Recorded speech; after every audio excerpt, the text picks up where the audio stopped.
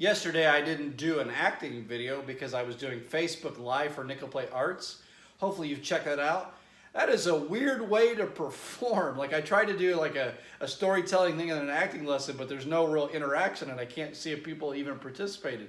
And it's kind of similar to this. So hopefully you're enjoying these lessons. If you're still watching this one, you probably are. Today's going to be a little bit short lesson. I don't know if short's the right word, but a little more kind of a thought lesson. I'm going to talk a little bit about Shakespeare. Bard Fest is coming up. We'll have auditions this summer, runs in the fall. Hopefully everything will be back to normal. But Improbable Fiction Theater Company is going to be doing Antony and Cleopatra, directed by Christy Clinton. It's very exciting. We're going to be part of those open auditions. And so I want to talk a little bit about how to approach Shakespeare and some ways to look at it. The thing that I always think about is we treat it as like some famous book and some famous literature. And if you're in English class, that's true, but as an actor, the goal is to treat it like you would any other play. Don't hold it in reverence. Don't suddenly talk like you're going to talking over Romeo, Romeo, wherefore art thou, Romeo? Deny, what would you say? Romeo, Romeo, wherefore art thou, Romeo? Deny that, talk like a normal person, right? I played Juliet once. So talk like a normal person. Don't hold it in reverence. So what do you do? What do you normally do? How do you approach that? And the really big key is you got to understand what is the character is saying. What are their motivations and emotions? And we've noticed from doing Shakespeare through the years, our audiences don't always catch every word. But if the actor knows what they're saying, understands the lines, understands the emotions and the feeling behind it, the audience is getting that. They're understanding, they're able to follow some. So it's not word by words, but you as the actor, you need to know what the character's saying, what those motivations and emotions are, just the same. And there's some really good ways to do that. Don't spend all your time trying to translate and make it an intellectual exercise, which is fun to do. I've done that. I do it in school.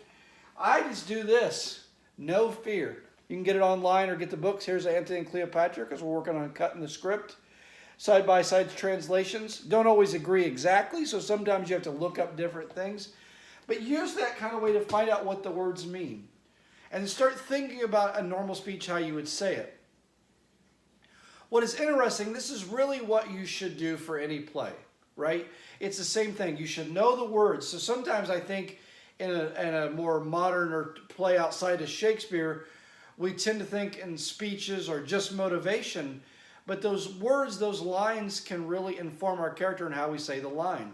One key with that, when Shakespeare shows well, if when you say a line and it doesn't come out right, you're probably not reading it with the right motivation and the right rhythm.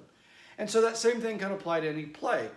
You can look for a lot of variety in any Shakespearean character. That's one of the joys, I think, of Shakespeare. They can play in many different ways, many themes. We have done a Depression-era circus.